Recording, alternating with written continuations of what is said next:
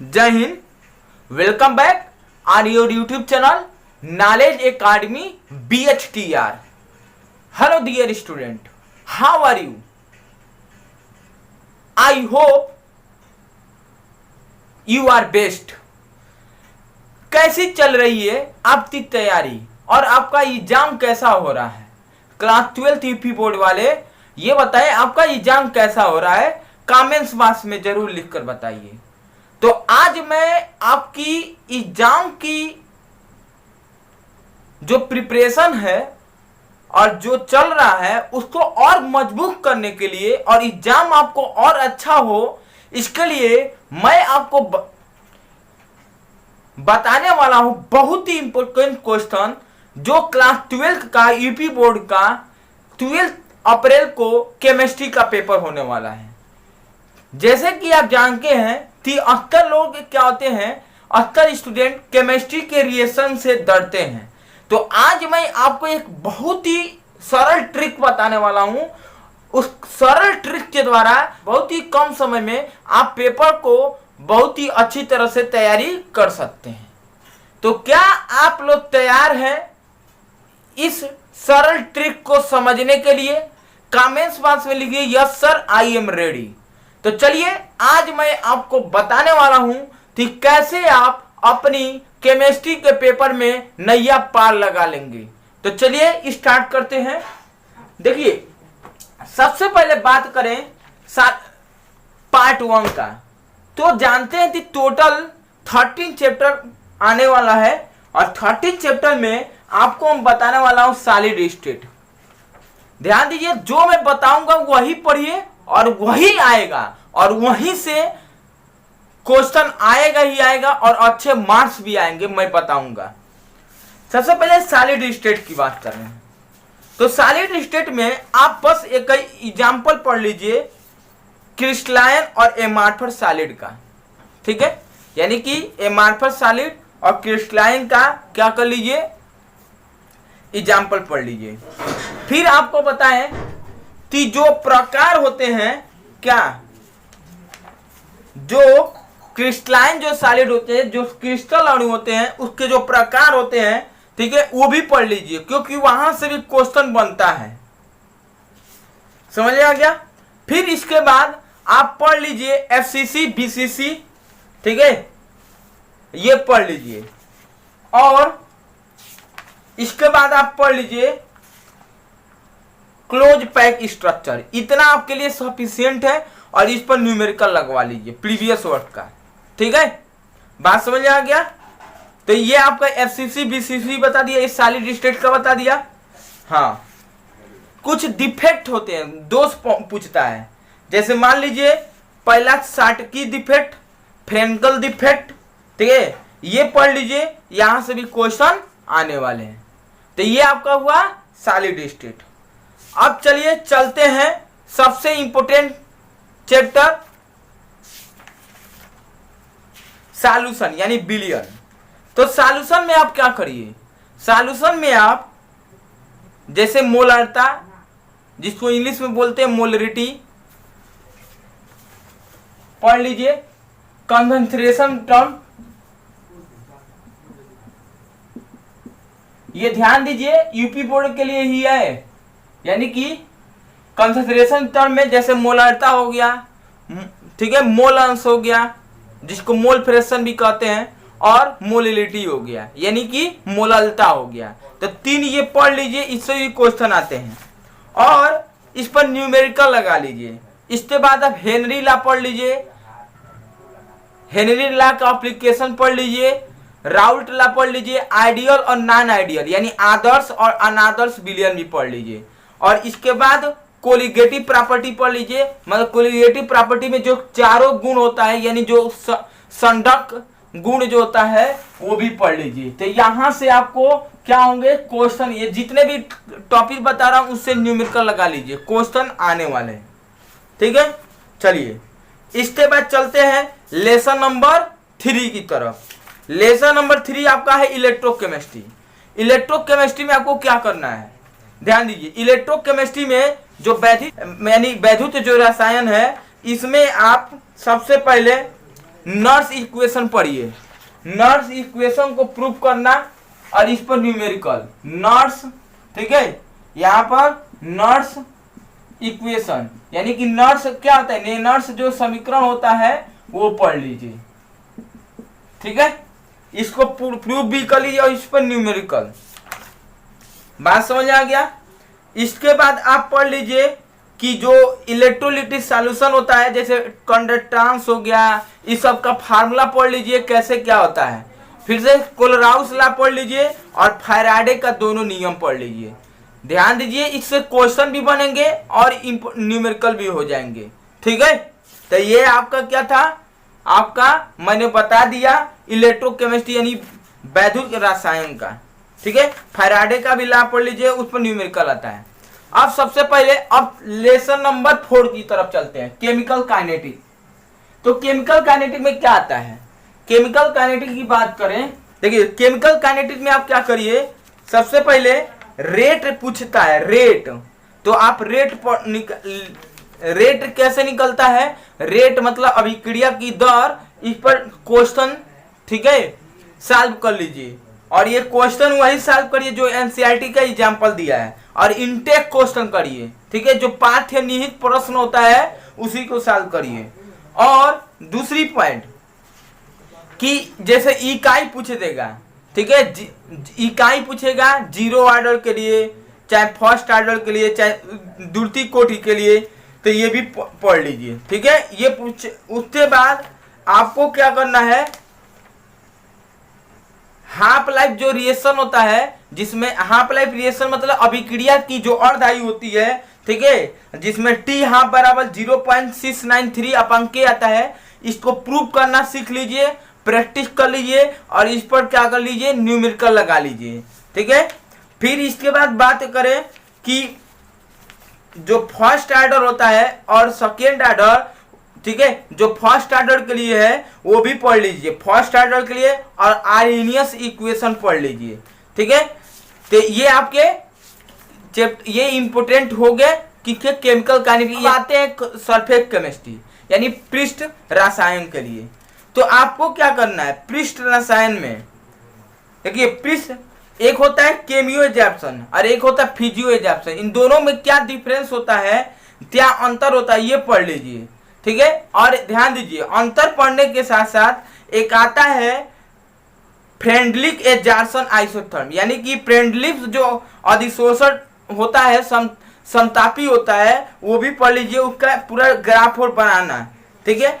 इसके बाद जैसे मान लीजिए कैटलिस्ट है, जैसे मान लीजिए कि एक होमोजीनियस कैटलिस्ट, हेट्रोजीनियस, होमोजीनियस में जो लाभदायक होता है, एक विष वाला होता है, ठीक है, ये पढ़ लीजिए। फिर इसके बाद बात करें एंजाइम जो होता है, एंजाइम का जो लॉक और की वाला जो मॉडल मैकेनिज्म है वो पढ़ लीजिए। फिर इसके बाद आपको बताने वाला हूँ कि साबुन जो होता है मिसेल कैसे बनता है वो पढ़ लीजिए, ये जरूरी है, ठीक है। इतना पढ़ लेंगे, फिर ब्राउनियन मोशन पढ़ लीजिए, ठीक है, ये आप पढ़ लीजिए। बहुत ही कोलाइड क्या होता है, कोलाइड का एप्लीकेशन के बारे में, अनुप्रयोग के बारे में पढ़ लीजिए, ठीक है।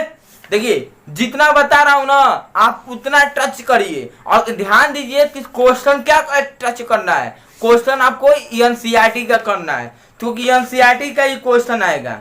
अब देखिए अब चलते हैं, सबसे कहा जाता है बेकार सिलेबस है, ये सबसे बेकार लेसन है। तो इस बेकार को हम इसको बेकार वर्ड हटा के बढ़िया करने का प्रयास करेंगे।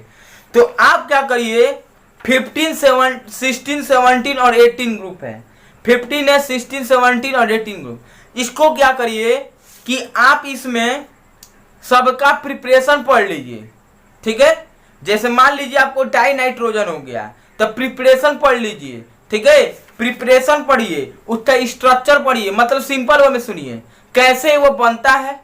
जैसे डाई नाइट्रोजन की बात करें कैसे बनता है, उसकी रासायनिक गुण को पढ़िए, और भौतिक गुण में आपको क्या पढ़ना है, यानी फिजियो, उसका बॉइलिंग पॉइंट, उसका मेल्टिंग पॉइंट, यही दो पढ़िए, ठीक है। और उसकी विलेयता यानी सॉल्युबिलिटी, यही पढ़ना है, ठीक है। ऐसे ही पढ़ना है आपको, कुछ नहीं करना है, एक्स्ट्रा कुछ नहीं पढ़ना है। और देखिए बात बता रहे हैं, अब रही बात कि कुछ प्रॉपर्टी होता है, जैसे मान लीजिए left to right, up to down जाते हैं तो ये भी प्रॉपर्टी पढ़ लीजिए। जैसे लेफ्ट टू राइट जाते हैं तो लेफ्ट टू राइट वाला क्या लिख लीजिए, विद्युत ऋणात्मकता, इलेक्ट्रोनेगेटिविटी, ठीक है, आयनाइजेशन पोटेंशियल यानी आयनन विभव, ठीक है, जैसे फोर्स ऑफ अट्रैक्शन आकर्षण बल, ठीक है, मेटेलिक कैरेक्टर यानी धातु का लक्षण। तो ये सब जो छोटे छोटे पॉइंट हैं ये भी पढ़ लीजिए और इसको कॉन्सेप्ट बनाकर ही पढ़िए, ठीक है। देखिए ये आ जाएगा। अब देखिए इधर, और जो पूछा है वही ज्यादा पढ़िए, ठीक है, इस चैप्टर की बात कर रहे हैं। अब ये आ गया, ठीक है। अब देखिए इधर फास्फोरस वाला क्लोरीन वाला ज्यादा पढ़ लीजिएगा, इससे पूछता है। अब चलिए चलते हैं डी ब्लॉक और एफ ब्लॉक। तो डी ब्लॉक और एफ ब्लॉक में आपको कुछ नहीं पढ़ना है, जो बता रहा हूं वही पढ़िए। देखिए डी ब्लॉक में क्या, डी ब्लॉक में पहला नंबर आप ऑक्सीडेशन कैसे निकाला जाता है ये पढ़िए, ठीक है। दूसरी बात करें कि हम उसमें ऑक्सीडेशन के साथ कौन कलर को शो करता है, कौन कलर को शो नहीं करता, रीजनिंग क्वेश्चन पढ़िए। और इसमें क्या होता है कि जैसे इलेक्ट्रॉनिक कॉन्फिगरेशन पढ़ लीजिए, इलेक्ट्रॉनिक कॉन्फिगरेशन जरूर लिखिएगा। डी ब्लॉक के जो एलिमेंट हैं उसका इलेक्ट्रॉनिक कॉन्फिगरेशन एक बार जरूर सीख लीजिए, क्योंकि पूछता है। और एक और बात बता रहे हैं, जैसे ना अगर हम बात करें मैग्नेटिक प्रॉपर्टी भी जो दे देगा, कहेगा कि इसका मैग्नेटिक प्रॉपर्टी बताइए, यानी चुंबकीय गुण। जैसे क्या होता है, एक पैरामैग्नेटिक और एक क्या होता है डायमंड, चुंबकीय और प्रतिचुंबकीय पढ़े हैं ना, तो वो म्यू बराबर √n और n+2 के आधार पर बताया जाता है, तो वो वाला पढ़ लीजिएगा, ठीक है। अब देखिए उसके बाद बात करें जो सामान्य गुण है वो भी पढ़ लीजिएगा। अब सामान्य गुण में क्या पढ़ेंगे, जैसे मान लीजिए एटिनाइड है तो उसका इलेक्ट्रॉनिक कॉन्फिगरेशन पढ़ लीजिए, साइज पढ़ लीजिए, ऑक्सीडेशन स्टेट पढ़ लीजिए, तो ये सब आपका चैप्टर हो जाएगा, ठीक है। अब देखिए सबसे इंपॉर्टेंट, अब ध्यान दीजिए, यहां पर आपको हम बता दें कोऑर्डिनेशन कंपाउंड, इसका आईपीएसी नाम पढ़िए, ठीक है।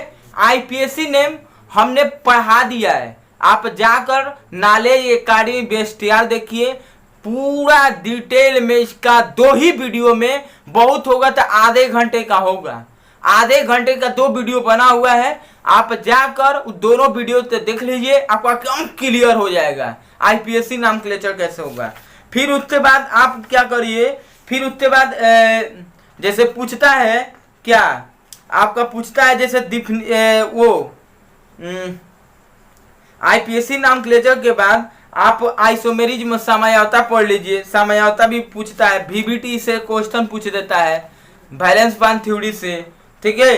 तो ये चैप्टर बहुत ही इंपॉर्टेंट है, इससे भी हो जाए। फिर आप क्रिस्टल फील्ड थ्योरी पढ़ लीजिए, यानी कि ये सिस्टल अणु वाला, तो ये आपको मैंने बताया पार्ट फर्स्ट। तो ध्यान दीजिए आपको करना क्या, पार्ट फर्स्ट में मैंने जो पढ़ाया वो पढ़िए, और न्यूमेरिकल ना उसी से रिलेटेड जो एनसीईआरटी का न्यूमेरिकल होगा वही लगाइए, इसमें वही आपका कामयाबी की ओर ले जाएगा। अब हम चलते हैं दिल धड़क धड़क बढ़ाने वाला पार्ट नंबर 2 ऑर्गेनिक केमिस्ट्री का। ये हमारा बहुत ही प्यारा सा, मतलब माने को ये बहुत ही प्यारा सा सब्जेक्ट है ये वाला पार्ट 13। अब देखिए हम क्या बता रहा हूं आपको, एकदम ट्रिक बता रहा हूं, कुछ मत करिए। जैसे मान लीजिए हेलो एल्केन हेलो एरिन पढ़ाना है, तो आपको मैं थोड़ा ट्रिक बता रहा हूं। जैसे मान लीजिए कि आपको हेलो एल्केन हेलो एरिन पढ़ाना है, ठीक है, आपको पढ़ना है, तो हेलो एल्केन हेलो एरिन का आईपीएससी नाम पढ़ लीजिए, ठीक है। उसके बाद फिजिकल प्रॉपर्टी में क्या अब हेलो एल्केन हेलो एरिन क्या बनता है, कैसे बनता है, ये पढ़ लीजिए, ठीक है।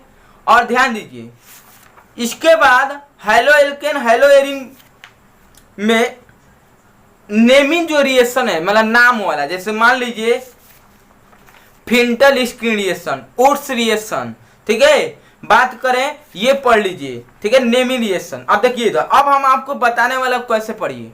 जैसे हेलो एल्केन और हेलो एरिन की बात करें तो आईपीएससी नाम पढ़ लीजिए, फिर भौतिक गुण की बात करें, भौतिक गुण माने फिजिकल प्रॉपर्टी, तो विलेयता पढ़िए यानी सॉल्युबिलिटी पढ़िए, मेल्टिंग पॉइंट पढ़िए यानी कि गलनांक पढ़िए, हर चैप्टर का ध्यान दीजिए। और क्या पढ़ना है, बॉइलिंग पॉइंट पढ़ना, हर चैप्टर का फिजिकल प्रॉपर्टी आपको यही पढ़ना है, ठीक है।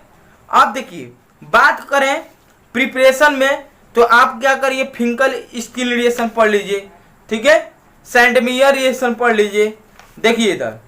फिर उसके बाद SN1 SN2 रिएक्शन पढ़ लीजिए, न्यूक्लियर नाभिक स्नेही और इलेक्ट्रॉन स्नेही यानी न्यूक्लियोफाइलिक और इलेक्ट्रोफिलिक। फिर इसके बाद आप क्या करिएगे, इलिमिनेशन रिएक्शन जो इलिमिनेशन होता है वो पढ़ लीजिए, उड्स रिएक्शन पढ़ लीजिए। उड्स रिएक्शन के बाद आपको क्या करना है, तो उड्स फिटिन रिएक्शन पढ़ लीजिए, ठीक है, और फिटिन रिएक्शन जो है वो पढ़ लीजिए, इसमें हो गया। आइए एल्कोहल फिनाइल ईथर में, एल्कोहल फिनाइल ईथर तो हमने क्या किया, IPSC नाम पढ़ा दिया, ये जाकर पढ़ लीजिए, ठीक है। इसके बाद IPSC नाम ग्लेचर, हाँ IPSC नाम ग्लेचर कौन जो दिया है, जैसे देखिए ये दिया है ना, आई कंपाउंड, यही सब प्रैक्टिस करिए, ठीक है, यही प्रैक्टिस कर लीजिए। अब देखिए एल्कोहल बनाने की विधि पढ़िए, तो एल्कोहल बनाने की विधि में आप पढ़ सकते हैं कार्बोनिल कंपाउंड से, ग्रिग्नार्ड वाला बहुत ही पूछता है, ठीक है। फिजिकल प्रॉपर्टी बार बार बता रहा हूँ, पढ़ लीजिए, क्यूमिन से पढ़ लीजिए। अब देखिए इसमें नेमिंग रिएक्शन जैसे है, नेमिंग रिएक्शन में आप पढ़ लीजिए, ठीक है, फिनाल का प्रिपरेशन पढ़ लीजिए, नेमिंग रिएक्शन पढ़ लीजिए, और देखिए डिहाइड्रोजनेशन से कैसे होता है ये पढ़ लीजिए। अब ठीक है, इसके बाद आपको क्या करना है, नेमिंग रिएक्शन हम पढ़ा दिया हूँ, हर चैप्टर का आगे केमिस्ट्री देखिएगा, नॉलेज इकानी डालेंगे तो नेमिंग रिएक्शन मैंने पढ़ा दी है। हाँ, और एक और ध्यान दिए, लास्ट में जो इलेक्ट्रोफिलिक सब्स्टिट्यूशन रिएक्शन है तो उसमें आता है हेलोजेनेशन, फ्रिगेट गैस, नाइट्रेशन, ये जरूर पढ़ लीजिए, ठीक है। चलिए अब आगे चलते हैं तीसरा पार्ट, इसमें एल्डिहाइड, कीटोन और एसिड, इसका भी IPSC नाम पढ़ लीजिए, पूछता है कई बार। फिर प्रिपरेशन अगर पढ़ना है तो हाइड्रोकार्बन से, नाइट्राइल ईस्टर से पढ़ लीजिए। फिर उसके बाद इकार्ड रिएक्शन क्या होता है ये पढ़ लीजिए नेमिंग रिएक्शन में। गार्टर में कोच रिएक्शन पढ़ लीजिए, मैंने पढ़ा दिया यूट्यूब पर, ठीक है। उसके बाद आप पढ़ लीजिए फिजिकल प्रॉपर्टी, बार बार बोल रहा हूँ, सॉल्युबिलिटी पढ़िए, विलेयता जिसको बोलते हैं, फिर मेल्टिंग पॉइंट, बॉइलिंग पॉइंट, ये पढ़िए, ठीक है। अब देखिए केमिकल रिएक्शन में आप क्या करिए, केमिकल रिएक्शन में देखिए, केमिकल रिएक्शन में पढ़ना है तो ग्रिग्नार्ड का जुड़ना ये पढ़ लीजिए, एडिशन ऑफ ग्रिग्नार्ड, ठीक है। उसके बाद क्या है, अमोनिया और इसका डेरिवेटिव ये जरूर पढ़िएगा।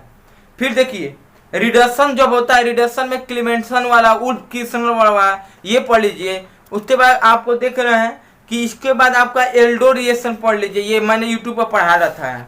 फिर कैनिजारो रिएक्शन पढ़ लीजिए, क्रॉस एल्डोल पढ़ लीजिए, हाँ देखिए, तो ये सब नेमिंग रिएक्शन है। इसके बाद आपको पढ़ना है कोल्बे इलेक्ट्रोलिसिस वाला पढ़ लीजिए, ये है, ठीक है। फिर हेल ओलहार्ड जेलिन स्काई रिएक्शन पढ़ लीजिए, आप पढ़ाया हूं। फ्रिगेट क्राफ्ट रिएक्शन पढ़ लीजिए, ये चैप्टर आपका समाप्त हो गया। फिर इसके बाद बात करें एमीन, तो एमीन में क्या करना है, एमीन का नेमिंग रिएक्शन पढ़ लीजिए। एमीन का नेमिंग रिएक्शन पढ़ने के बाद आप अगर प्रिपरेशन पढ़ना है एमीन का तो ध्यान दीजिए, एल्किल हैलाइड से पढ़ लीजिए, नाइट्राइल से पढ़ लीजिए, एमाइड से पढ़ लीजिए, और सबसे important half mine bromide digression reaction वाला गैब्रियल थैलामाइडाइड सिंथेसिस जो संश्लेषी होता है वो पढ़ लीजिए, ठीक है। और अब इसके बाद बात करें, देखिए इधर, इसके बाद जैसे मान लीजिए आपको बनाने के लिए दे देता है, ठीक है, तो नाइट्रेशन से, ब्रोमिनेशन से, सल्फोनेशन के इलेक्ट्रोफिलिस वाले जरूर पढ़िएगा। सबसे इंपोर्टेंट डाइजोनियम साल्ट कैसे बनाया जाता है, इसका गुण क्या है, फिजिकल प्रॉपर्टी क्या है, ये जरूर पढ़ लीजिए। तो ये आपको, अब रही बात लास्ट चैप्टर है बायोमॉलिक्यूल, तो बायोमॉलिक्यूल में क्या करना है, कुछ नहीं करना है।